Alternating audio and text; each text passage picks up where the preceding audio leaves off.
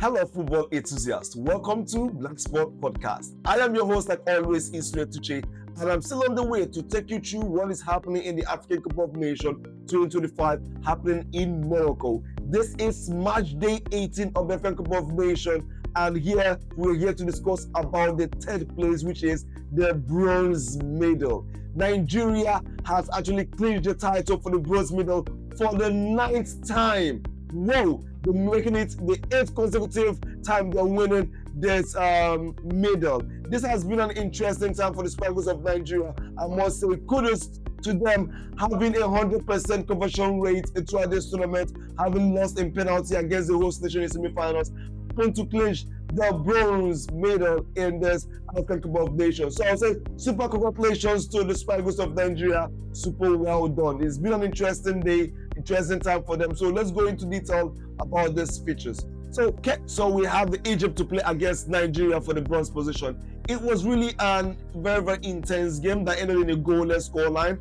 Despite Nigeria finding the back of the net twice that was disqualified, one by a foul by Onochu and one by a slim offside by Akko. I would say this game had so many mixed feelings because both teams haven't really tried. You all know that in this competition, having the golden trophy is the goal. Sometimes most players, when play for the third place, they feel the energy has been reduced, and you can actually see from their faces that this is not what they wanted to fight for, but it is what it is. It was an intense game.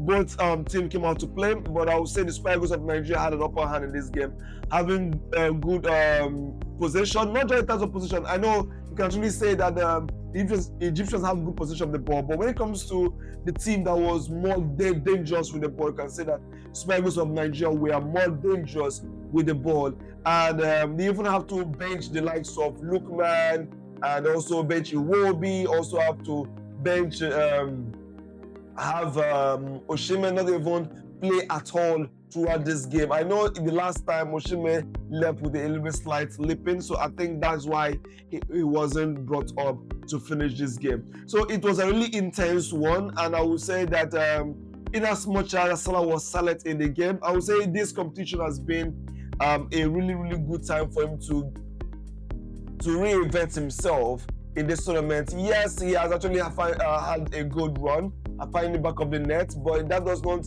We didn't see that prolific Salah that we normally see in our tournament.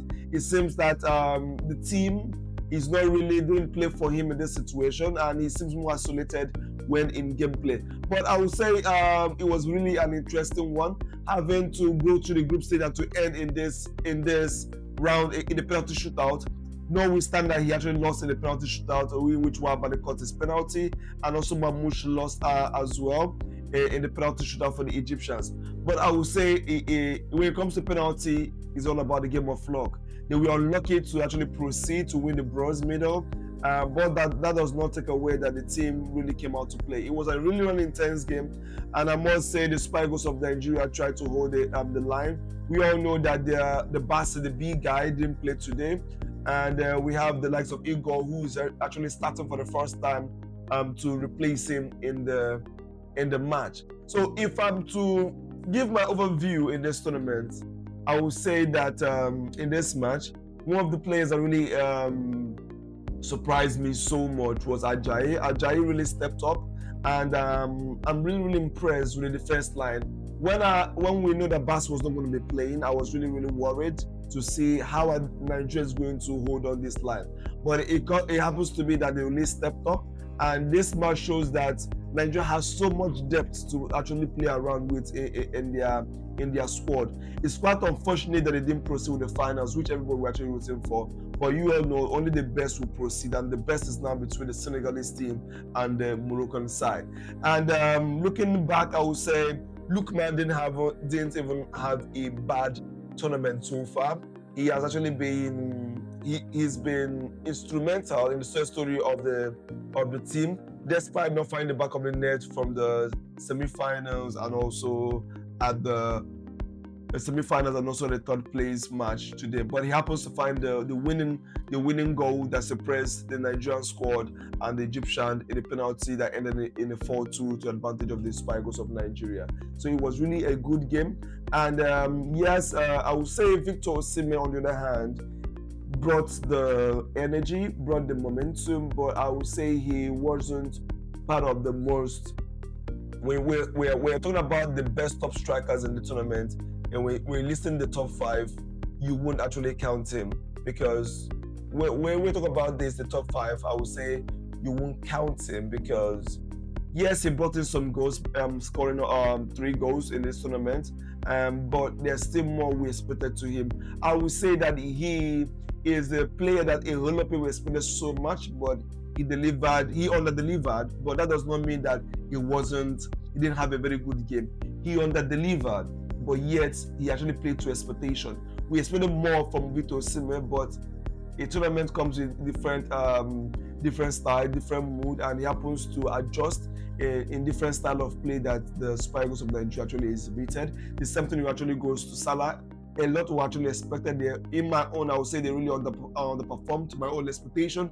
Mahmoud, on the other hand, actually exceeded my own expectation because I didn't actually see him being so instrumental for the Egyptian side, but he has actually shown that he is the man. He's part of the new future for the Pharaohs of Egypt. And Samuel Chukwueze has actually stepped up in this game. He was quite instrumental, despite the fact that he actually provided an assist that was actually being chopped off due to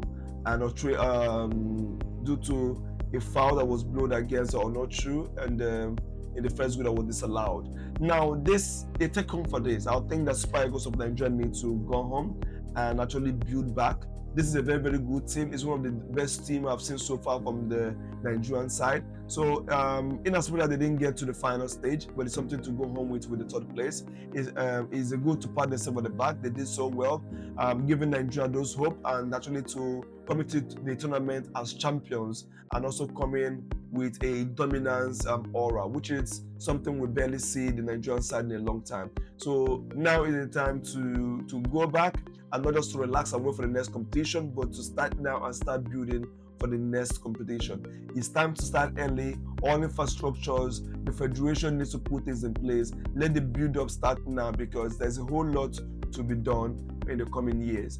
Now, let's in the next game that's about to face between the Senegalese and the Moroccan side. Like I said before, that's going to be a very, very tough match.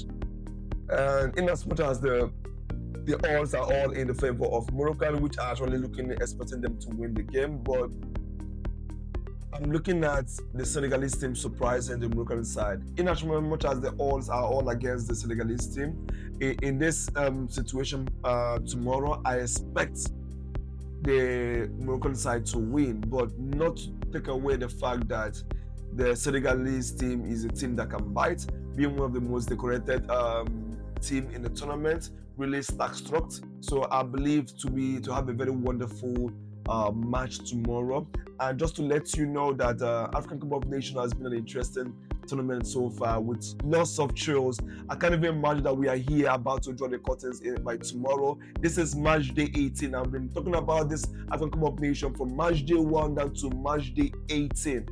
Wow, 18 days so far we've been playing this tournament, and it's been an incredible tournament so far. If you didn't watch it, you really missed. And just to have a catch up, you can actually go follow us on all our social media platforms, on X, on Instagram, on Facebook, also on LinkedIn. You can also check out our podcast platform on Spotify, on Apple Podcasts, on Amazon Podcasts, on YouTube Podcasts, to actually stay up to date on what might happen in all the previous match days up to the match day 18. So I would say African Cup of Nations is actually getting there. Yes, we have some issues with officiating.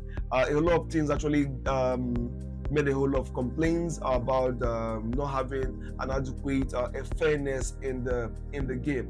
That is actually being addressed by the CAF president, in which all complaints have actually been welcomed, which will be addressed in the coming days. But this is something I actually look forward for for the federation to come and actually looking through all these complaints, find a suitable solution. So moving forward, we'll always be better than we were in the previous competition. I'll say so far, I'll say big congratulations for Morocco for hosting the whole nations of Africa and giving them a very, very remarkable tournament so far, with lots of engagement from the fans and also the stadium.